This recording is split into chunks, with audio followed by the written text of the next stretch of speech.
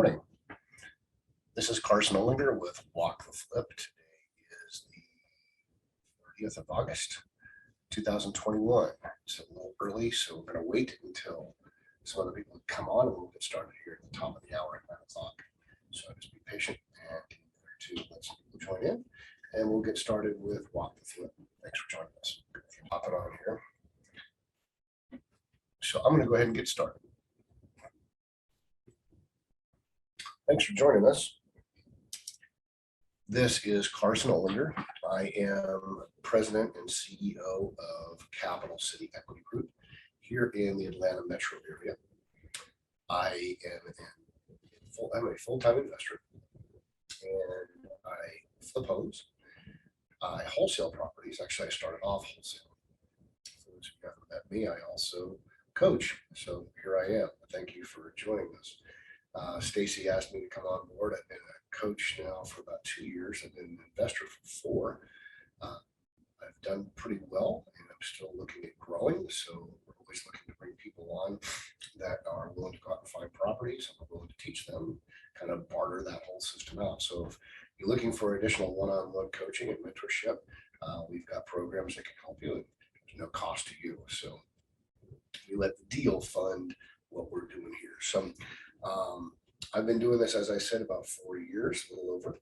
I've recently closed on my second mobile home park, and I've got 3 more mobile home parks under contract, and I've got 38 active rental properties at this point in time, and I've done about 15, 18, 20 flips, something like that. So, excuse me, I got some allergies going on here. So with this series of Walk the Flip, we've been doing this now for 5 or 6 weeks. We've gone through several processes of legitimately walking through the process of flipping a home. Everything from where we started off at targeting and identifying the market and the property to costing out the rehab. Once we walk into the house, we have to determine how much it costs to rehab the property, right? So we need to put a number to that. How do we do that? We've walked through that. So if you want to go back and look at the archive, we've got that as well. We've also made the offer in our third week. We talked about deal structure and contracts, how to set up the contract properly, how to construct the deal. Sometimes we use creative financing, maybe subject to acquisition, wrap mortgages, lease options, all those types of things. So we went through the creative financing side of it.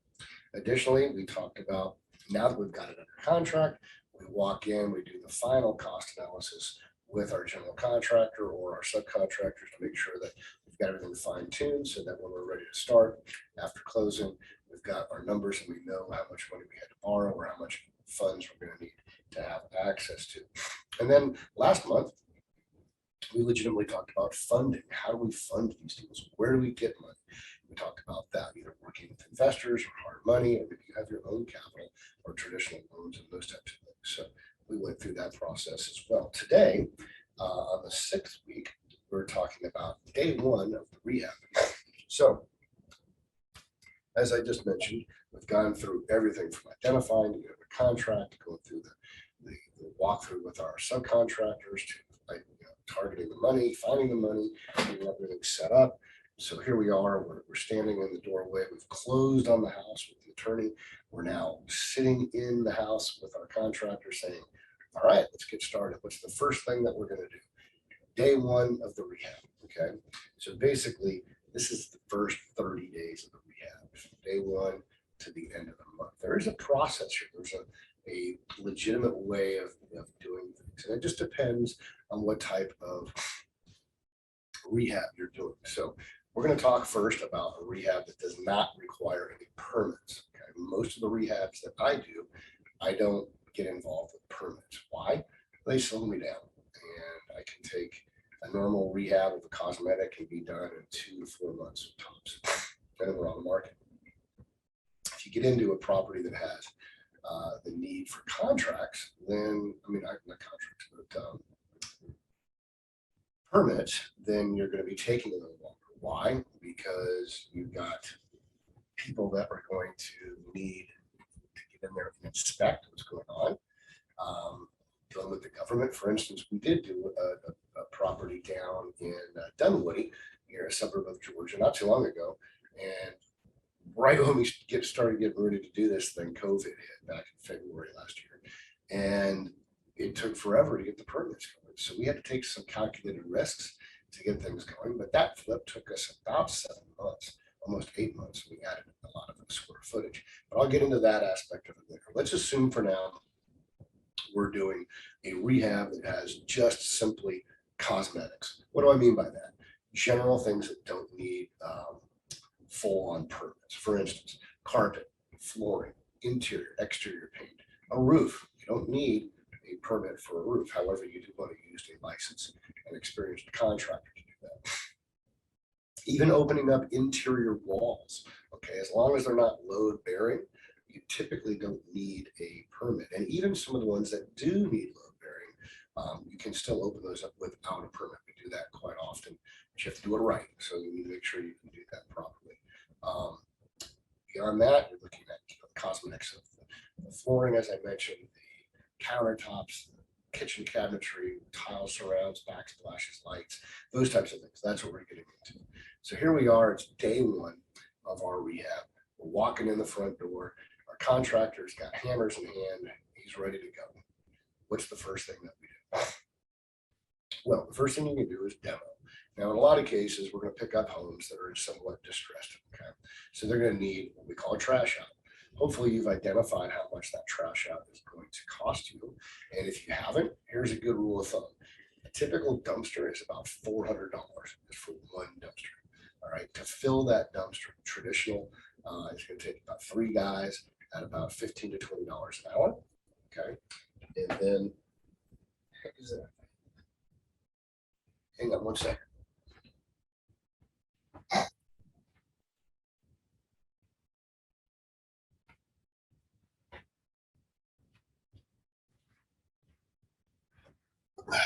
What that was, I apologize.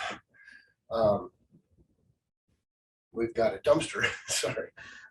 It's going to be about $400, and you got 3 guys typically to empty out the house, $15 to $20 an hour. You can expect on average with just a minimal amount of stuff in the house. I'm not talking about carpet, I'm just talking about personal items. If there's stuff in the house, factor in about $1,000 to $1,200, $1,500 on top of the dumpster to get rid of all the garbage in the house. Okay, that's typical. That's what I see most often. So usually $2,000 covers an average trash out. Now I've had some that cost me $3,000 to $4,000 to $5,000 because there was a lot of stuff in that house. Okay, and you might be dealing with fecal matter, cat poop and dog poop, or whatever, and then it gets a little bit dicier because now guys are wearing respirators and it slows down. You get some guys to walk off. That's usually your first day. You trashing out the carpet, you pull the carpet out as best you can. If you got some old flooring that it's vinyl and it can come up with just chiseling it up real quick, we'll pull that up. So the first day is usually just demo, and the second and the third day are kind of follow up to that demo. So we're pulling out, maybe disconnecting old lights, pulling out old toilets. Now, one thing our contractors always do is we go out to the street and we cut off the water. Always cut off the water. Make sure the water's turned on, first of all, and it's in your name and you're ready to go. And you go out to the street level, identify where the water meter is. So everybody knows where it is in case there is an emergency. Identify the water meter. We usually put a flag by there, and maybe a blue flag that kind of stands up with a pole about that big around with a blue flag on it, so everybody can see it, because sometimes there's language barriers. And then we turn the water off. Okay, we turn the water off. Now we can open things up internally and not have to worry about potentially splashing water or cutting pipe or anything like that. And by the way, as we progress through this, if there's any questions, this is kind of free form. I want you to ask any questions. Just raise your hand through the system and I'll try and address them personally. Obviously, this will be archived, so you can go back and take a look at it. But so now you've got your water turned off, we're disconnecting our plumbing, we're taking off anything we don't want. Cosmetically, most of the stuff that we're doing is, as I said, cosmetic. So what goes? Countertops will go typically, because I'm putting in new granite. We'll pull those off in the first 3 days. Flooring, because we're putting in new LVP. Bathtubs and bath shower surrounds, plastic surrounds, they'll come out, and all the hardware that goes with it. I mentioned the lights and the ceiling fans, they'll come. Hopefully we can save the cabinetry. Sometimes we have to pull the cabinetry out. I try to keep that as much as we can, maybe paint it, but a lot of times you got to yank the cabinetry out too. You got to be careful with that too. You don't want to do a lot of damage to your walls, so make sure your contractor knows what they're doing. You might have a garage door opener that needs to be disconnected and brought down. We'll leave the infrastructure of the connectivity bars, all the hanger bars and plates, and just take the mechanical system off the garage door, and we'll toss that. Might be some light demo work you need to do on the deck, or some of the exterior flashing or the exterior siding, soffit, fascia, that kind of stuff that might need to come down. That's usually in the first 2 to 3 days. Now, keep in mind, you got water intrusion issues potentially if it rains. So we're not going to start ripping the roof off until we're ready to replace the roof, right? You want to keep everything dry. So it's going to be pretty obvious what you need to do inside and outside, and it needs to be done in a methodical manner. Okay, once you get that done, I use a general contractor. The reason I do that is because he does all of the planning before we even start. So before we even pull anything, we know what granite we're going to be using and approximately when we're going to need it. Why? Because that has to be ordered. You can't say, oh, okay, go ahead and put the granite in tomorrow when it's not ordered and cut. And that takes about 4 weeks, 5 weeks in some cases. In a normal market, to get that done. So you've got to have your contractor lined up ahead of time before that goes in. Now, when that goes in, it's usually kind of midway through, almost towards the tail end of the rehab. But one of the first things that's going to be done is painting. So you might have an account with Sherwin-Williams or Home Depot or whoever. You need to get painted. What needs to be painted? Inside, outside? Do you need primer? Maybe the wall is red and you want to paint it agreeable gray. Well, that red will bleed through. So a lot of times they'll do a primer, a white primer. So you've got a white canvas or a white wall, I should say, to paint on. And now your gray actually looks like gray. It's not being bled through on the red that was originally behind it. Maybe there's wallpaper that needs to come down. Wallpaper can be a real bugger, I'll tell you. Sometimes it comes down really easy. Other times it comes down in just little strips, and it can be very laborious. A lot of questions that come up are the popcorn ceilings or the stippled ceilings. Hey, do we need to scrape those ceilings? Typically not. Here's why. It just depends really on the price point of your home. If you're sub $500,000 under there, I wouldn't worry about scraping an existing ceiling unless you just have extra money you want to do it. One reason, it's costly to do so. Secondly, you don't get the value out of it at that price point. You start pushing up into the $600,000, $700,000, $800,000 mark, then I would consider scraping the ceiling board with a smooth ceiling gear, getting rid of that stipple. It's just labor intensive because you've got to scrape it all down, and there's a lot of cleanup, and you never get it completely smooth because once you scrape it, then you got to sand it. So those are the kinds of things you're going to be dealing with. So we're dealing with removing existing hardware, door hardware, okay?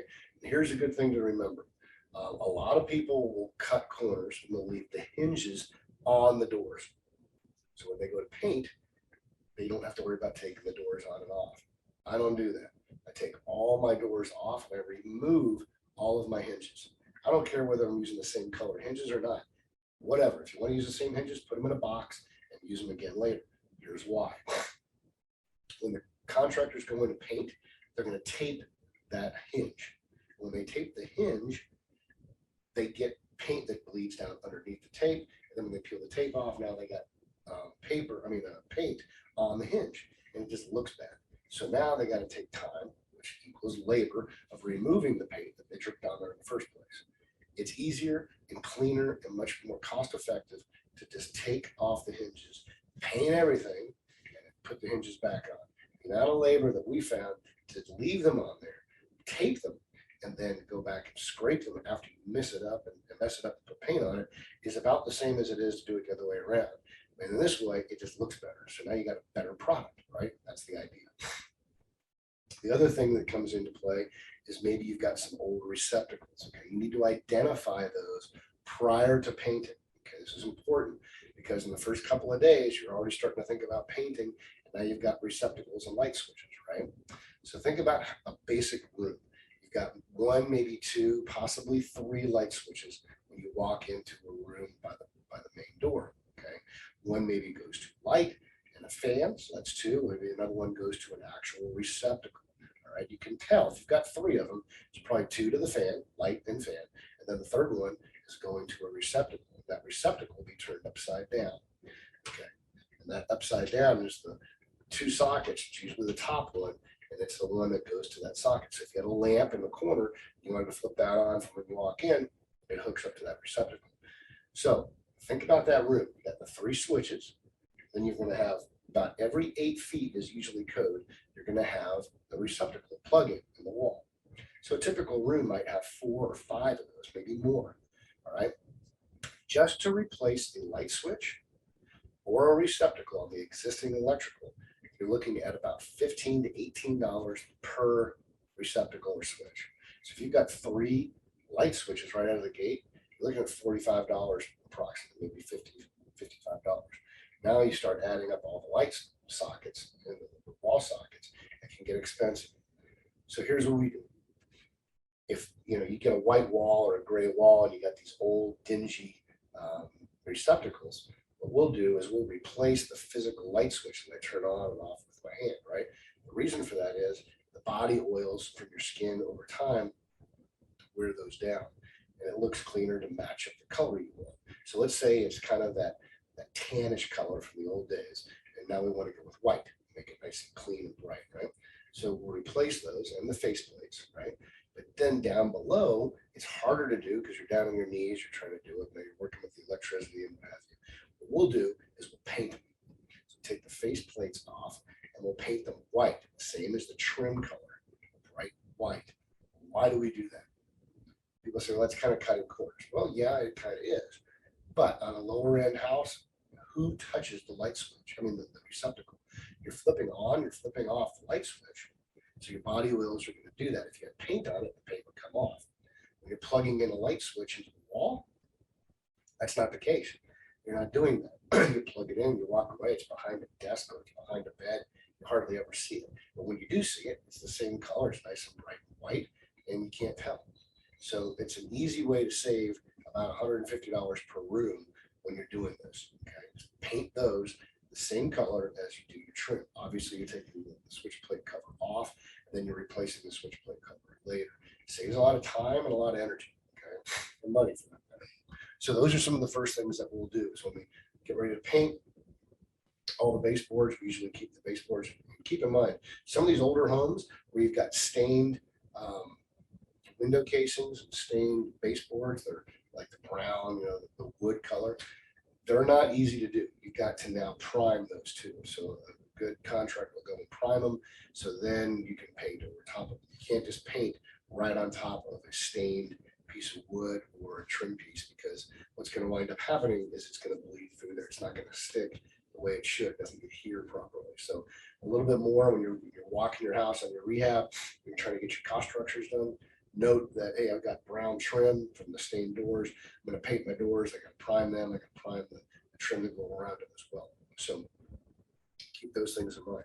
So your first 3-4 days, we're dealing with all of these types of things. Okay, pulling out the carpet, the flooring, that plastic surround in the bathtub, the toilets, and all those types of things. Kitchen sink, lights, getting rid of the old appliances, getting them out in the garage, tossing them up in the dumpster. You may wind up going through 2 or 3 dumpsters. Okay. So make sure your contractor, if you're going to be doing it, meaning you're going to be the contractor, which I don't suggest doing, then you need to make sure all of these things are lined up prior to day one. So now you got your painters set up, and you're going to have the process is going to be basically painting, getting all that done after demo. And then your plumbers are going to come in, and they're going to move whatever plumbing they have to move, right? If you want to move things in the bathroom, add a second sink to an existing one sink. For in a master, for instance, you're going to have your plumbers come in and run all your rough piping. And let's say you pulled out all of your vanities. You got to make sure you have vanities in order. They're custom potentially, or maybe you're using stock stuff from Home Depot. You don't just yank it out or go down to Home Depot and hope to pick it up. You got to make sure you got this stuff on order. If you don't, you're going to wind up ready to go and do something and have no material. So with material costs being the way they are today, and things being held up because of the COVID constraints on transportation, you're gonna have to do a lot of planning. It's another reason why I use a general contractor.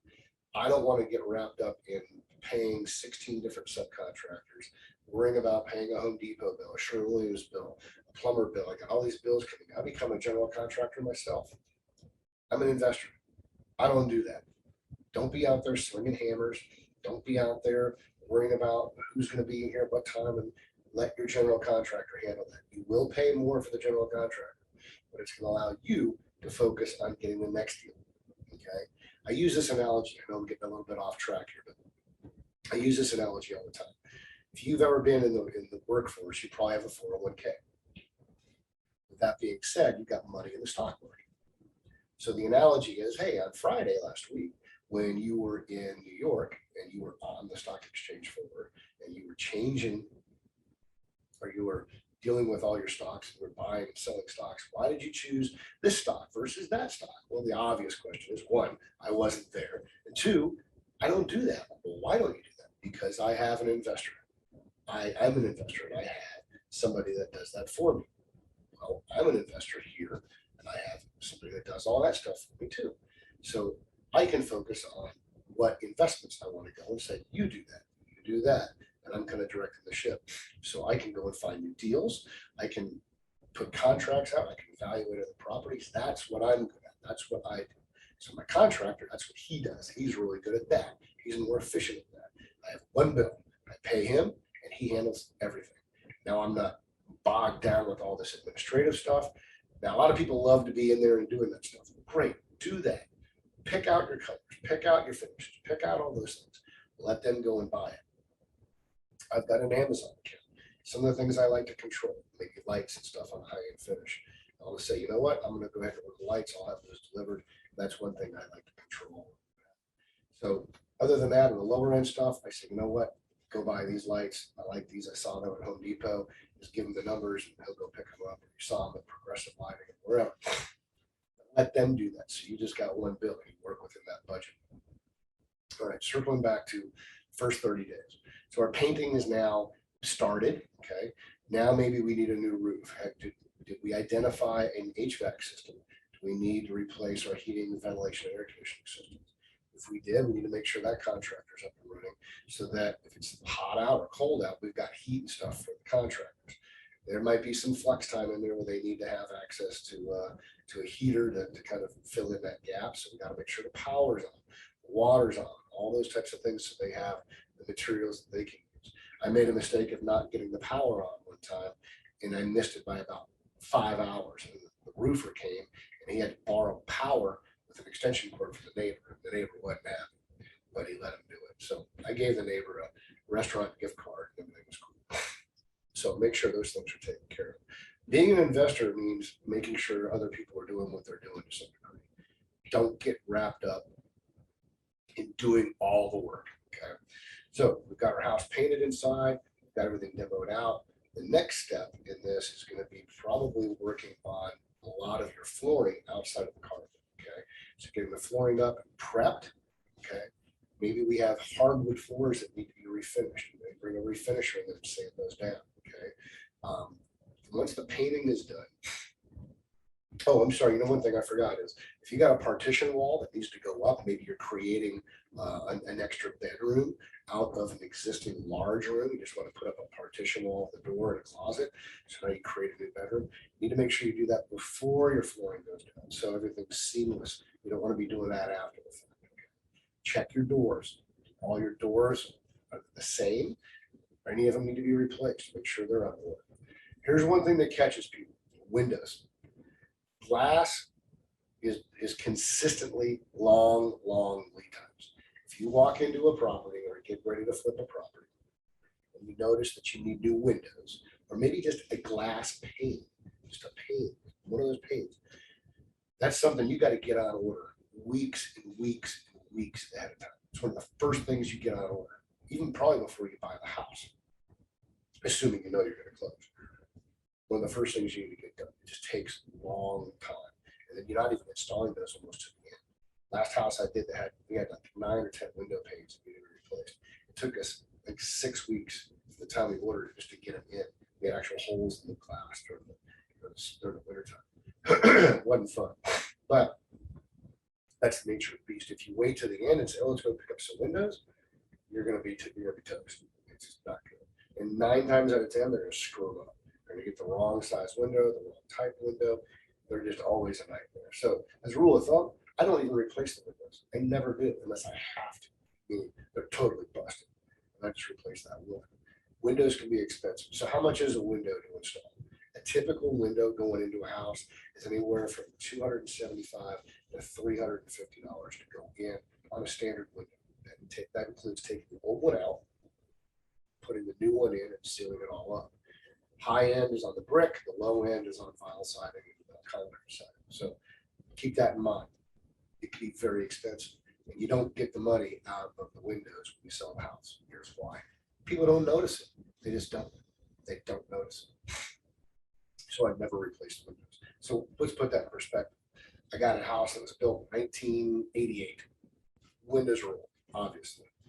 I rehabbed the entire house. It's completely renovated. It's gorgeous. It's got granite. It's got stainless steel. It's got hardwood floors. It's got everything. The windows are the same. I painted them. They look nice. I cleaned them up. I didn't replace them. Sell the house in 5 minutes. No one even asks. It's never even an issue. It never is an issue. So don't do it unless you have to. Higher end homes, different story. Higher end homes, getting above $600,000, $700,000, probably going to need to do that because you have a more discriminating buyer. So keep that in mind. Once again, I kind of stay away from that. Why? Because I market to the masses. I'll get in and out of a house in 4 to 8 weeks, where a higher end house might take me 4 to 6 months. And I can flip them a lot faster this way. So my money's not sitting out there for long periods of time waiting for things to go wrong. Plus, if you think about the buying pyramid, you're selling to the top people of the pyramid, where I'm selling to the meat and potatoes down here. Okay. So I got a larger buying pool and I can move my inventory a lot faster. Yeah, you'll make 6 figures on that house potentially, but I did 4 of these at $70,000 a pop, while you did one at 120. So put that in perspective. Plus, you're keeping your contractor busy. I love middle of the road market. What is that in Atlanta?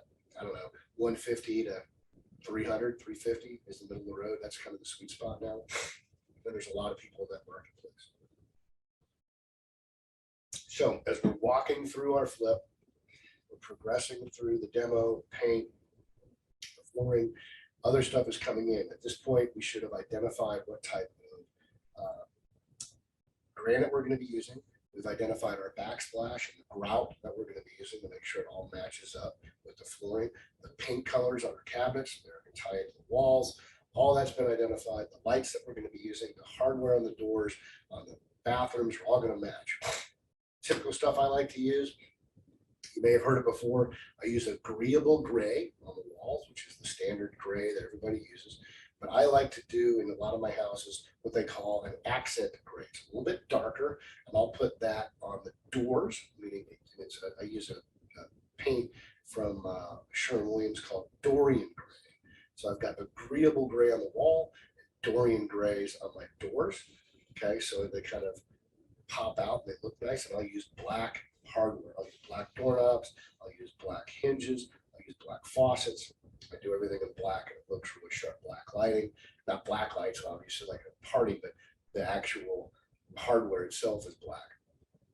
So everything looks really nice, fresh, and clean. It's a good distinction in the property. And then I'll do a lighter gray, grayish white, creamy color on the countertops.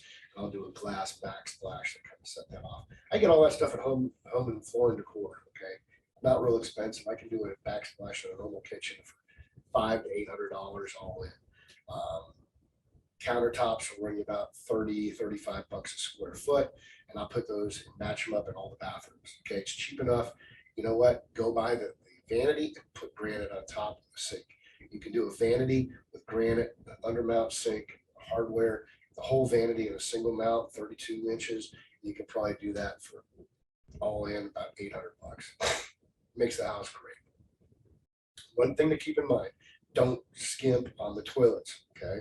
Especially with all the low flow stuff, people are environmentally conscious. Here's the skinny. You're pulling the floor up. You got to get rid of the toilet in order to get access to the floor. So you're taking the old toilet off. That's labor. It's about $75 in labor just to take the toilet off. And there's going to be another $75 to put it back on. Why would you spend $75 to put the same old nasty toilet back in? For $130, go buy a new toilet. It's fresh, it's clean, it looks great, and it's this is where you need to spend the money.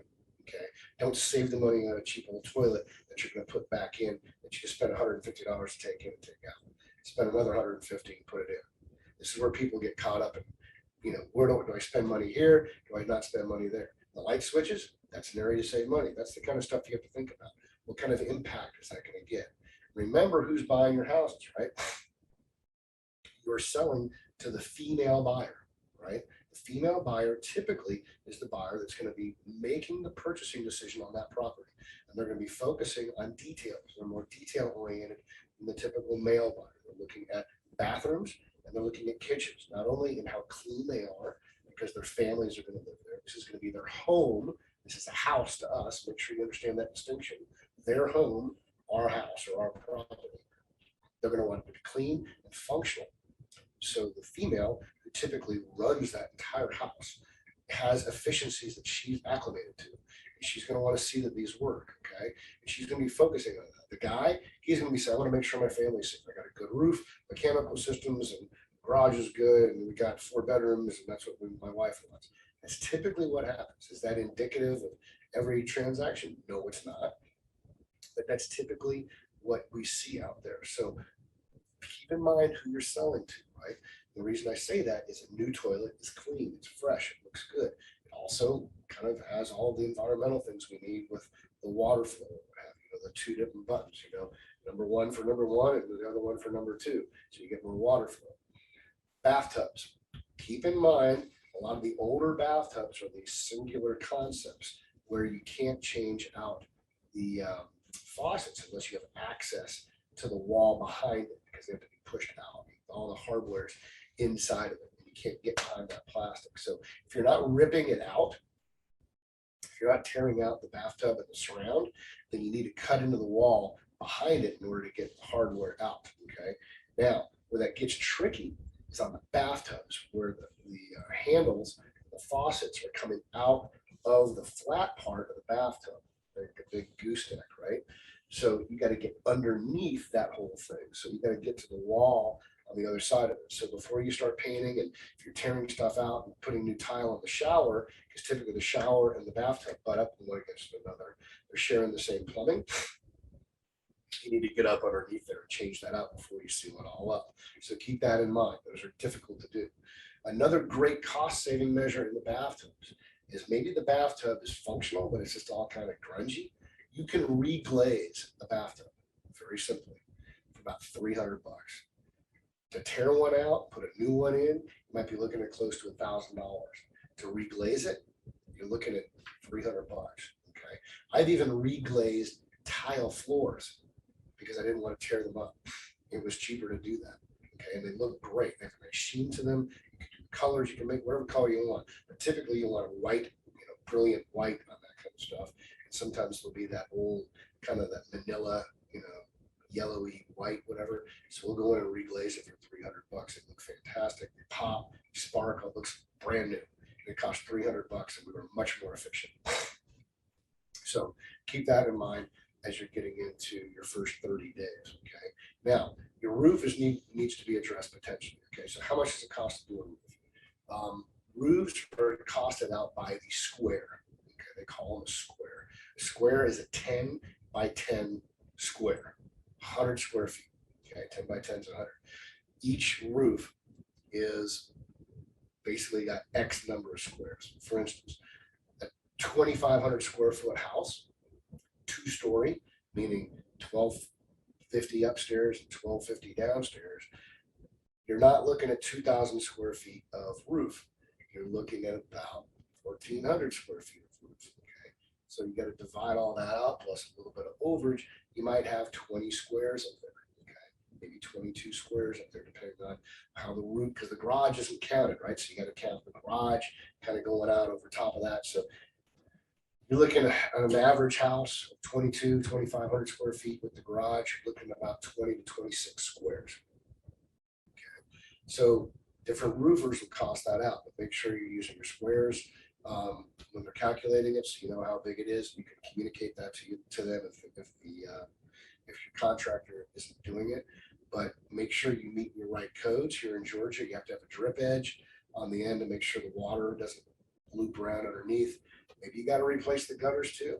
Gutters can be expensive. We've seen gutters go for about $3.75 a linear foot. Okay, they usually get extruded on site, so they can customize them in length. But you know, it's just a piece of roll aluminum. It rolls out and forms the gutter as it comes down. $3.75 a linear foot is what you could probably expect, maybe a little bit more with the cost of aluminum right now. So if you can save your gutters, that's a huge expense. Okay, I would definitely try and save your gutters. They can be pressure washed and painted. Okay, something we do quite often, unless they're just completely destroyed. Save the ones you got, and then bring new ones in if you have to, and then paint them all so they're in good shape. Identify all that stuff. So now you're on the outside of the house and you're painting that. Usually the painting on the inside and the outside go down within the first couple of weeks. So you want to make sure you got the right colors. Are you in an HOA? If the HOA is there, they're going to have restrictions on what color you put on it. You may want to do this, but the HOA says, no, it's got to be in this color scheme. So if it's in an HOA, you've got to reach out to them and say, hey, what colors can I choose from here, and get that, you know, basically approved through the architectural committee. So if anytime you close a house with an HOA, look and see what the restrictions are. Maybe you got a brick front, you want to paint it, but they don't let you do that. You don't know. Look at the covenants, talk. I don't read that whole thing. I don't have time to do it. So I will call the HOA. I will say, hey, what can you send me all the choices that I have? And I'll try and pick out the ones that are closest to me. Sometimes they say, hey, we don't care, as long as you don't, you know, have a Camaro out front on blocks. You can do whatever you want in your house. So fine. But check with the HOA and make sure, just to be safe. Because last thing you want to do is put all this money and stuff into the outside of the house and then got to change it because they don't give you a closing letter. All right. If you're an HOA, they've got to give you a closing letter. One of the houses I did over in Decula, I see a question. I'm going to get to it in just a second. One of the houses I did over in Decula, we painted up everything, but my contractor just unknowingly went and bought number stickers, put them on the mailbox. Well, they had wooden boxes below them, and I didn't get a closing letter. So I had to run over there and I had to buy actual numbers and screw them onto the wood box and take the plastic stickers off. Let me check that question here. What was that? Do you put gutters on a house if it doesn't have it? That's a good question. So typically not. What I do is I look around the rest of the houses. Okay. A lot of houses will come to that have no gutters. That's fine. So when water comes off the roof, it's got to go somewhere, right? So I'm looking at that. Is the water just going to come off? And if it's pouring rain and I have to walk to the front door, am I going to get hit with a sheet of water coming down? If that's the case, then maybe I put a gutter over top of that door structure, right, to divert the water. Or more simply, I can put a water diverter.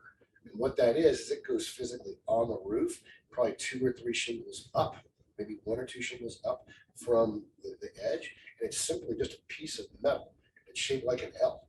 So if you think about this being the roof line, the water comes down, hits that, and diverts to one side or the other and runs off. So if your door is this wide, you buy a diverter that wide, and the water runs to the edge. It's only this high. It's not like this big piece of metal sticking off your roof. It's only about that high, but it looks like an L. The other thing I look at is the rest of the roof is draining. All the water is coming off the roof. What's on the ground? What is that water hitting?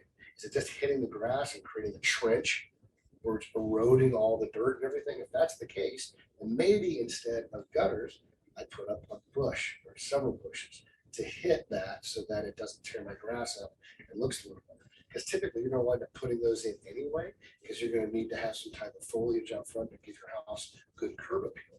So where's that water coming down in a normal rain? Is it hitting a bush that's already there? Great. It's diverting and spreading that water out. If it's just hitting the ground and eroding the dirt, then yeah, I'll put a bush or something there. But typically the answer is no, I'm not putting gutters up unless I think that there's just a tremendous amount of water issues and the topography of the land is pitching towards my house. I want to get that water away. So I want to get gutters up. Maybe I only have to put it on the back of the house. Maybe I only have to put it on the front of the house. But typically what I'm doing is I'm looking at the rest of the neighborhood. I'm trying to figure out, does everybody else have it? Because ultimately when we go to sell the house, what are we looking at? We're looking at comps, right? I want my house to be comparable to other homes. I want my house to be better, but am I going to get more bang for my buck in the gutters, or am I going to get more bang for my buck in the granite and all the bling inside the house? So I'm evaluating all that. So I hope that answers your question. If it didn't, hit me back and I'll go further with that. But I hope that answers your question. Let's see if there's any others. What else? Okay. So with that being said, we've got the exterior kind of taken care of. The roof is being taken care of. One thing to check is your chimneys. One telltale sign is if you look inside the fireplace box in my house, do you see any leaves or debris or anything? One thing I always try and do with a wood burning fireplace is I will open the flue up myself just for my own peace of mind, and I'll get on my back and I'll look up the flue with a flashlight. And hopefully I'll see daylight. Okay. I need to understand, does the flue go straight up or does it bend? If it bends, I'm not going to see much daylight. But if it's running straight up and I can see daylight, I know I've got clear access and people aren't going to die of asphyxiation inside my house when they have a fire in the fireplace. If I don't see that, then I might spend $150 to $200 to have a fire inspection crew come out and clean out my fireplace flue. I also want to make sure I've got a right cap on top of the fireplace out on the chimney. So when the smoke and everything comes up, I don't have rain coming down. I had a house over in Tequila where I opened up the fireplace and there's water. I'm like, well, where's the water coming from? Well, it turned out there was no cap. So we had to cap it and clean it all out, make sure. And so I get letters for that. So when we're all done, I can present that to the seller and say, hey, these are the things that we did. It lends a lot of credibility and the level of detail that you went into. They like that. Okay. What else? First 30 days. I'm looking at those things because there's certain things I want to get on order. Okay. So now we're kind of into the meat and potatoes of what we're doing now. We're 20 days in. Got the roof on, we've got the interior, the exterior painted. By the way, on your exterior painting budgets, you're going to have some minor woodwork that probably is going to be incorporated into that. Typically, if there's about 10% wood rot on the outside of the house, that'll get included with your painter. Your painter will fix that while they're up there. If it's excessive and you need new siding or the whole soffit needs to be done, well, then that's different. You're getting into a new millwork quote that your carpenter or your GC is going to have to attend to before you paint it. So if it's just minor stuff, you got a little bit of dry rot on a fascia or a soffit, then your painter will probably just fix that and incorporate that into your painting budget. Okay. Got to make sure you got like the right ventilation going into the attic too. By the way, when you're identifying a roof, a telltale sign now is look at the roof line. The old roofs would come up to the top and they would peak and they would touch. And then on the back side of the house, you would have these little turtle shells about every 15 or 20 feet. Okay. So those turtle shells allowed for air because heat rises to go out the turtle shell and out. It's basically what the air comes out and flows down so no rain can get in the hole. That's kind of the old technology. So the new roofs, when they take those new roofs off, the wood substrate underneath doesn't come and touch the top. There's a gap to allow the attic heat to come up and come out. So what they do is they put a ridge vent on top of that. So it looks like shingles. It looks like a cap that just runs a long way across the top. So the air comes out and then it can go underneath this cap. Okay. It's called a ridge vent. That's the new technology. That's the new codes in the state of Georgia. They started going on around 2011, 2012. So if you see a house right now, it's kind of a sweet period of time because it's 2021. You see one with a ridge cap, then you know the roof was built from 2011, 2012 on. So, hey, the roof's only 8 or 9 years old. It's probably in pretty good shape. If it's connecting like this, it's got the turtle shells on the back, it's probably older than that. Okay, you're probably gonna need to replace the roof more than likely. The other telltale sign is to look for waves in the roof. Okay. The other thing to do is look inside the gutters, see how much of the asphalt shingles have fallen into the gutter system, because it's probably coming off up top, and that might give you a pretty good indication that you need to replace the roof. And that's just from standing at the street. Obviously, I'm on a ladder looking in the gutter, but standing from the street, you can look, and I can see stuff that's come down the gutter spouts that's sitting down there too. So there's telltale signs about your roof. That's all in your costing period, right? So we're going to move into the bathrooms and the kitchens here in just a second. I work a lot up in the northern suburbs, Gwinnett County, Hall County, Forsyth, even up into White County and Jackson County. When I'm doing that, I'm running into a lot of houses that are on septic. If you're down in the city, you're going to be on sewer. You don't see this as much. But if you're on septic, there's a lot of unknowns. When was the last time the septic was pumped? Okay. I see your question here, and I'll get you in just one second. When was the septic pumped? Okay. If they don't know, then more than likely, they've been there 5 or 10 years, you're probably going to need to pump the septic system. Septic system to be pumped is going to run you about $400. Pump it out. You want to keep a letter on file to show the prospective buyer that you've done that. And you might run into some issues with connectivity on that as well. So a good septic company to come out and take care of that. Sometimes when you're making the initial phone call, the people are like, I don't know if I'm on septic or not. Quick question. What's your water bill? Is it $70 a month or is it $30 a month? If it's $30 a month, that means they're not paying for sewer. So they're probably on septic. And if they're on septic, you do not want to have a garbage disposal in the kitchen. Let me focus on this question real quick. The question here is, when you do the interior paint within the first 30 days, do you have a painter come back at the end for touch-ups? I've had granite guys or cabinet installers chip the paint. Yes, I do. That's inevitable. So yes, you're going to have the house painted because you can do it with greater levels of efficiency. And then at the end, you're going to go through what I call the blue tape day. You're going to walk through the cut with the contractor. You're going to have a roll of the blue painter's tape, and you're just going to take off pieces, and you're going to be hitting, look, there's a paint splash there. There's a spot on the ceiling. The tile installer nicked this. That needs to be corrected. And I'm going to be hitting everything with blue tape. It's kind of like a punch out list. We're basically done with the house. Everything's done. We're now going through and just dotting all the I's and crossing all the T's. What do I see that needs to be taken care of? Right? Yes, I always do that. That's the last thing we do. And then when we're done, now we're done because all that stuff is done. Now, here's another thing I do. Let's say you're putting up a new room. Okay, you're putting up new drywall. Right? So now you've got an existing room, or a new room we built, I should say. We put up drywall, they finished it, they've painted it.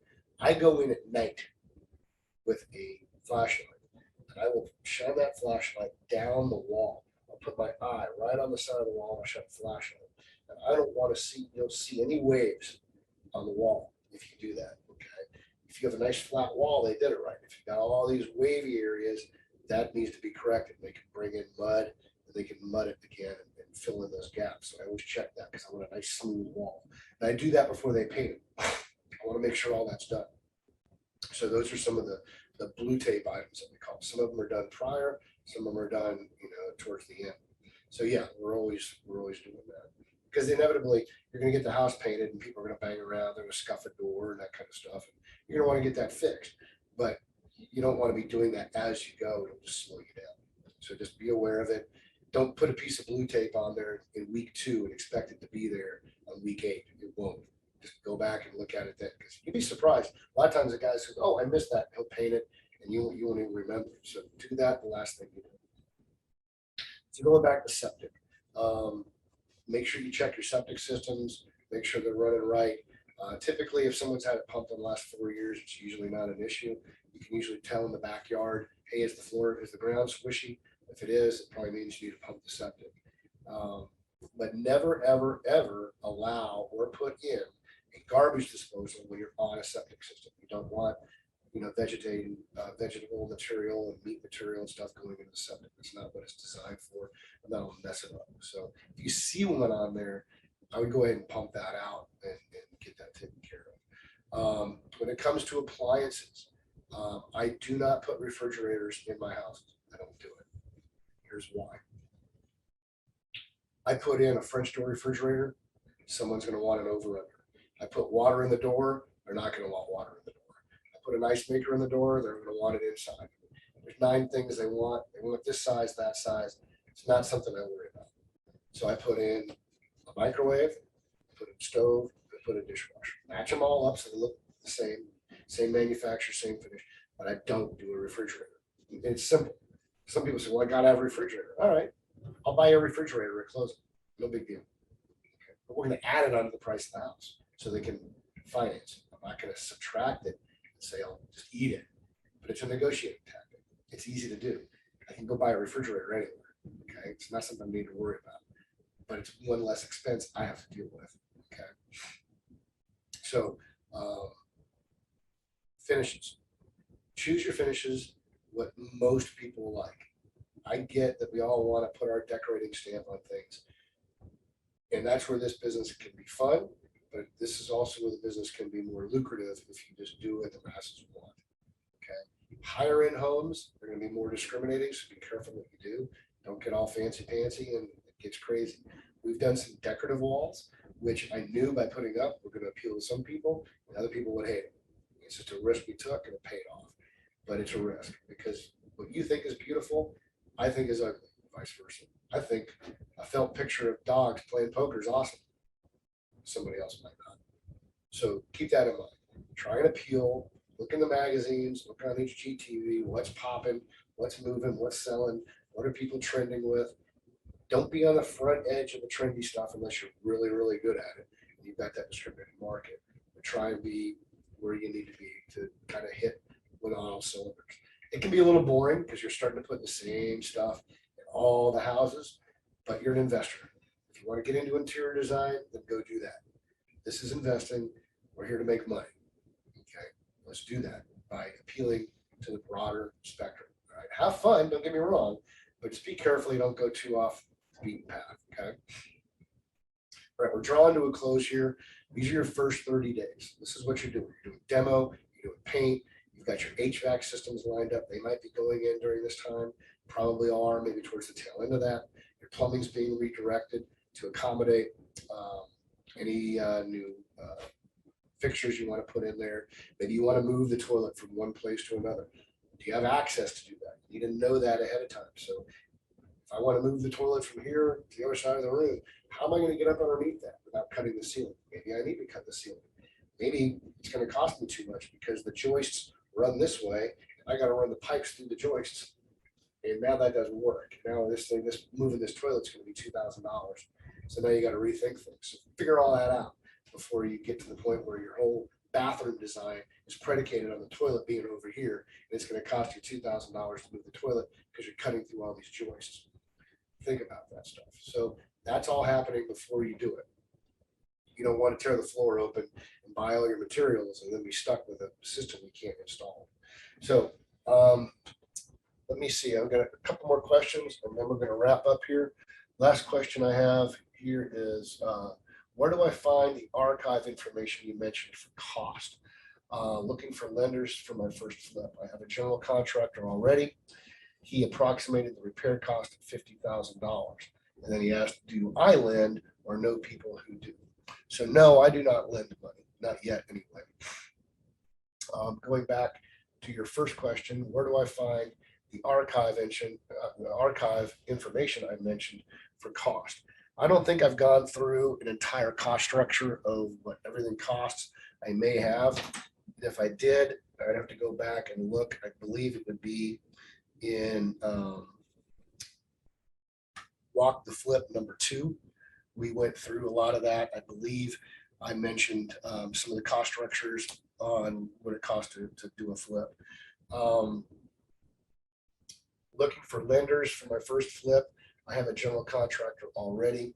So typical lenders, if you're looking for a standard like hard money lender, I can hook you up with several here in the area that I know of. A lot of it depends on experience. How many houses have you flipped? Your rates will be different. If you've never flipped a home, your rates might be a little bit higher and a little bit more aggressive on the points, but that's just part of doing business. You might want to consider doing a joint venture with another investor who has done flips like myself to get better rates. What I like to do is use a hard money lender to do the funding of the deal, because with my experience, I can get 90% of acquisition. And then what I do is I borrow money from other people, investors that is, that have money for the gap, meaning, hey, I need 10% down plus the 50,000 for rehab. So, hey, do you have $60,000? That's easier to find than somebody with 300,000 to buy it, right? So I'll get money from the hard money lender to flip it, and then I'll get a gap fund to do the rehab and the carry cost. So that's what I've got for today. I've got to wrap up to get ready for my next call, which is at 10 a.m. for all the new Georgia investors. So if you're a new investor and you're just getting into this business, I've got another REI USA platform here at 10. It goes from 10 to 11, and I'm the state leader for all the new Georgia investors. So if you're on this call and you want to move over to that one, I'll be there. I'm going to take a quick break. If you got any questions, feel free to send that information directly to me. My name is Carson Olinger. My email is carson@capcityeg.com. That's cap for capital, city, EG, capcityeg.com. Reach out to me directly. My cell phone number, yeah, I give that out. My number is 678-478-2230. I am up here on the north side of town, Gwinnett County, Hall County area, and we actually do this stuff on site, in person, on location at my flips. I will invite people out to my flips. We'll do a 2-hour in person in the flip called Walk the Flip. And I'll do one on the front end where we're at acquiring the property. So you'll see it in the raw. And then I'll bring everybody back that wants to come back, and we'll do it when we're done flipping it. And you'll see the final product. And we'll go through cost structures. You'll see everything that we did. I'll show you where every penny went. And we do that quite frequently. So follow me on Facebook. You can follow me on Instagram. I'm at Carson.Olinger. On Facebook, I'm at Carson Olinger. If you want to follow me and subscribe to my YouTube page, I put a lot of this stuff as I'm walking through properties on YouTube. So you can go to my YouTube page as well. I appreciate you joining me. My phone number is 678-478-2230. If you got any questions, feel free to send those to me directly. Thanks for joining us, guys. I appreciate you being on the REI USA platform. There's a lot of coaches here I would recommend you getting involved with. They do a lot of what we're doing, and we've got a lot of passion to help people like you. Thanks a lot. Take care and have a good day.